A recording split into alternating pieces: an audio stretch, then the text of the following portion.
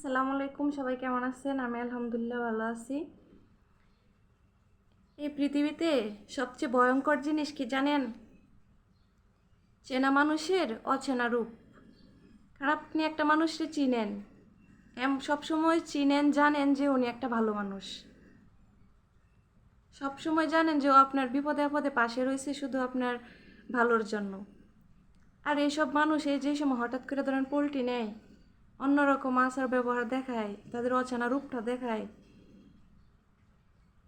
তখনই বোঝা যায় যে আসলে দুনিয়ার মানুষ কত ভয়ঙ্কর। ওরা ভিতরে থাইকেন ধরেন এতটাই ভিতরে থাকছে, এতটাই কাছাকাছি থাকছে, এত আপন হয়েছে, হয়েও ওরা এমন রূপ নেয়, হঠাৎ রূপ বদলে যায়। মানে তাদের রূপটা নেয় ধরেন বাঘের মতো, সিংহের মতো। জীবনে কল্পনাও করতে পারি নাই যে কিছু কিছু মানুষ এইরকমভাবে ভয়ঙ্কর রূপ নিব। আমি ভাবতাম কি যে দুনিয়াতে হয়তো বা যারা আছে সবাই হয়তো বা মানে যাদের সাথে ভালো সম্পর্ক আছে ওরা হয়তো বা স্বার্থ ছাড়া এমনি আমাদের আমাদের উপকার করে, মানে পাশে থাকে। কিন্তু এখন দেখলাম আসলেই না, ওরা মানে ওদের রূপটা এখন দেখতে পারতেছি, মানে এই যে চেনা রূপ অচেনা হয়ে গেছে, ভয়ঙ্কর রূপ নিয়ে। মানে ভয়ঙ্করভাবে আমাদের মানে আমাদের না, আমারে দেখাইতেছে। আমি দেখলাম যে আমার খুব কাছের একজন মানুষ এইভাবে যে ধরেন চেঞ্জ হয়ে যাবো আমি কোনদিন কল্পনা করতে পারি নাই। মানে চেঞ্জ হয়ে গেছে না, মানে ওর টার্গেট হয়েছে যে আমার আমার পাশে থাকবো ঠিক আছে, কিন্তু তার একটা স্বার্থ আছে।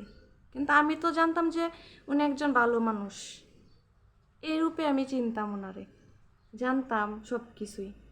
কিন্তু এই চেনা রূপ অচেনা হয়ে গেছে। তাই আমি বললাম আর কি যে কিছু কিছু পৃথিবীতে সবচেয়ে ভয়ঙ্কর জিনিস হচ্ছে চেনা মানুষের অচেনা রূপ। চিনবেন একভাবে, জানবেন আরেকভাবে। আর যতই ধরেন মানুষ চিনতে শিখবেন, ভাববেন কি যে আমি আজকে চিনতে পারছি, আমার শিক্ষা হয়ে গেছে। ধাক্কা যত খাইবেন শিক্ষা তত। আমি মানুষে আমার চেনা হয়ে গেছে, যে এই কথা যত ভাববেন সামনে দেখবেন আরও নতুন নতুন রূপ নিয়ে এক একজন মানুষ এক একবার আসতেছে। তা আসলে শিক্ষার কোনো শেষ নাই, মানুষের কাছ থেকে কষ্ট পাইলেই বোঝা যায়। আর কষ্ট না পাইলে দুনিয়াতে টিকে থাকাও সম্ভব না। কারণ যে অবস্থা বর্তমান যুগের, বাবারে বাবা, কেউ তো বিশ্বাস করতে গেলেও এখন ভয় করে। এর